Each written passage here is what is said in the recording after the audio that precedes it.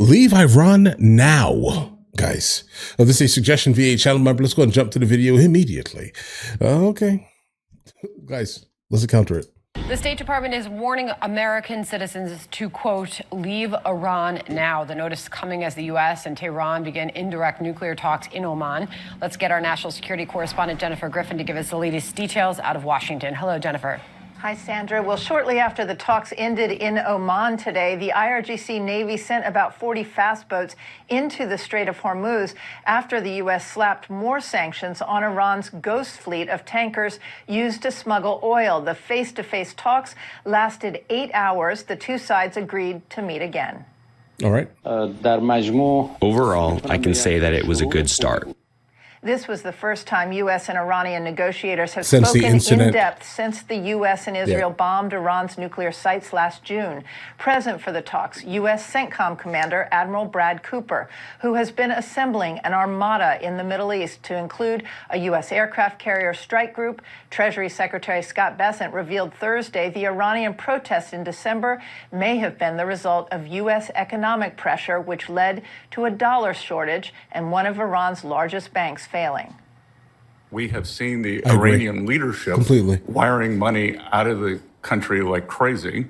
So the rats are leaving the ship, and that is a good sign that they know the end may be near.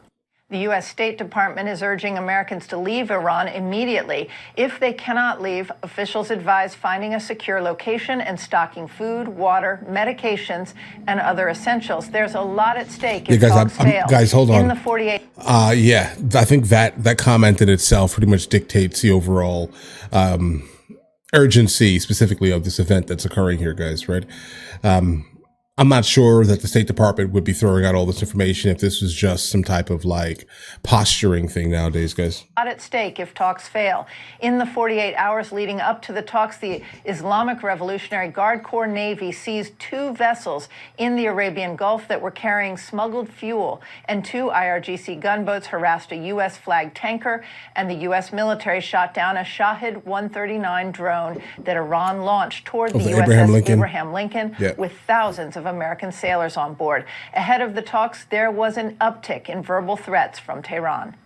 I'm sure the Strait of Hormuz will be a slaughterhouse. It will be hell for them. Iran will show that the Strait of Hormuz historically belongs to Iran. Okay. Satellite images show new activity at the Esfahan nuclear complex, possibly aimed at protecting the site from future military strikes. Today, Sandra, the negotiations only focused on Iran's nuclear program, not regime change, nor Iran's ballistic missile arsenal, which Israel has repeatedly said must be part of the talks. Sandra. All right, Jennifer Griffin, live out of Washington on that for us. Jennifer, thank you very much. John. Sandra, let's bring in Republican Florida Congressman Brian Mast. He is the chairman of the House Foreign Affairs Committee. Congressman, good to have you with us. Thanks so much. So here's what Abbas Araghchi, who is the Iranian foreign minister, said about today's talks. He said, quote, "It was a good start, but its continuation depends on consultations in our respective capitals and deciding how to proceed. Regarding the very principle of continuing the negotiations, there is almost a consensus, and it was agreed that they should continue." It needs to continue. A long history of this, so let's talk. Like, listen, do it through intermediaries. This like, time, guys, like, hold on. Like, I mean, I get it. You don't really care about your people. Let's just be completely honest here. I'm referring to the mullahs. I'm referring to the supreme leader. You don't really care about your people. If you did, you would try your hardest to basically stop whatever is most likely about to happen. You would not send drones out specifically. You would not be basically behind a lot of the smaller, groups that basically target other countries in the area. You would not be funneling money to these individuals here, guys, right? So if you cared about your people specifically, you would pretty much try your hardest to get out of the situation you are currently in. When you do understand that the United States government has basically put strike groups specifically in your area, and they're targeting you. They're looking at you specifically while talking to you like, hey, listen, things need to happen immediately. And you're not doing these things, guys. Yeah, bro. If you are there, you are an American citizen, seek shelter immediately. Talks were face to face. They drag things out, and then they go back and they give a middle finger to the United States. Yeah. You expect that's going to happen again? Generally, yeah. I think they're in the process of doing that in part already. And I think there's probably two different conversations that are being had. You have Witkoff and Kushner and Admiral Cooper saying, listen, the United States of America's position is this. You are no longer going to be a threat to us or our allies. And the conversation that Iran is trying to have is, what kind of threat will they continue to be? Will they continue to be this level of nuclear threat, or this ballistic missile program threat, right, or this drone threat, or through their proxies of Hezbollah and the Houthis? What kind of threat will they continue to be? So I don't think they're fully getting exactly where this is as an ultimatum. And the President Trump has been incredibly clear. They don't care, Conversation number one, but if it takes combat to end threats against the United States of America, then that's acceptable too. Right. All right, well, here's what President Trump said about it in an NBC News interview on Wednesday. Listen here. Should the supreme leader in Iran be worried right now? I would say he should be very worried, yeah. He should be. As you know, they're negotiating with us. They were thinking about starting a new site in a different part of the country. We found out about it. I said, you do that, we're going to do very bad things to you.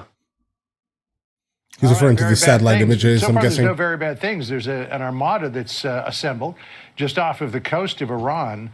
Which way do you think this is going to go? Is Iran going to say, okay, we fold our tent, we're going to give you nuclear, we're going to give you missiles and end our malign activity in the Middle East? Or could this come to war?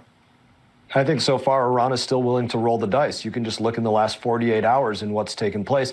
Number one, them sending Shahed attack drones, one-way attack drones to U.S. Navy vessels carrying about a 100-pound explosive payload. Also using their ships to harass United States merchant marine fleet vessels. So they're answering in that way. I think beyond this, again, they're not recognizing that we're having two different conversations. We're saying the threat has come to an end. They're still deciding, are they going to advance their ballistic missiles, which is a key to their offensive capabilities. That's what they rely upon, to just being able to reach Israel and Tel Aviv, or beyond what they think. They think they're going to expand it to reaching London and Berlin and Paris and maybe even DC, Miami, New York. That's never going to be the case for them. So because of that, General Jack Keane says now is the time to cut off the head of the snake. Listen to what he said. Let's hear it. I think negotiating with Iran and making the deal throws them a lifeline and extends the regime. They're going to want sanction relief, certainly condition-based. And what are we doing? We're going to have this regime around for another 10 years? The historic opportunity in front of us is we can take this regime down. Do you believe that's the way to go? You know, one of the big questions is what comes next. I mean, you might have a march yes, toward that's the way to go, guys. democracy, but completely. You could also have something fill that vacuum that's even worse than where we are now. My personal assessment is the window of opportunity for them to negotiate is on the fuse of all of the U.S. triggers being met to conduct an operation. What do I mean by that? Number one, the trigger that has to be met is how do you make sure that day one after any change in Iran results in a better day? Just like in Venezuela, day one after scooping up Maduro was a better day. You can say the same thing about the strike on Iranian nuclear infrastructure. So that's trigger number one. But the triggers go well beyond that to do any operations have the right weather to conduct the operations? Do they know the location of the Ayatollah? Who's co-located with the Ayatollah? A host of different things. Nothing happens until every trigger is met, but I think that's when the fuse runs out. To get us that information. The Mossad probably knows exactly where the Ayatollah is. Well, of course. History would say yes. Well, yeah. I mean, I think that's the one given here, I would say here. Guys, listen. Yeah, I would definitely highly agree that if you are in Iran currently, it is probably time for you to most likely either seek shelter or just leave. Try your hardest to not be there. It's not where you need to be right now. It's not conducive to your family. It's not conducive to whatever business interests you're basically attempting to maintain there. Not really, guys. I mean, we've seen this now multiple times here now. Okay.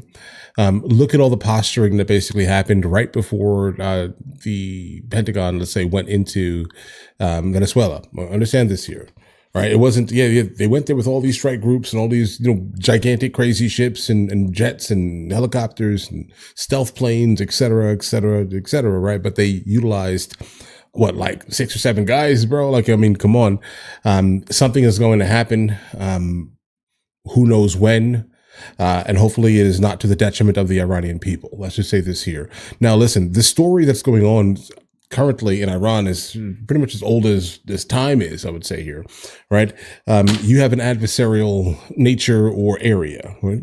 You cut off their economic leverage, right? By doing this immediately, the people suffer generally, right?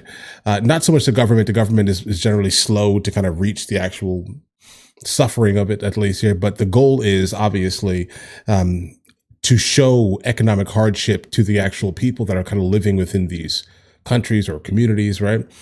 They start to experience it, and you just basically sit on the sidelines for the most part, hoping for like literal change to come. That's the overall thing. So whenever I hear people, the countries mainly say, we're going to be issuing sanctions, the government's going to feel this. The government's not going to feel anything.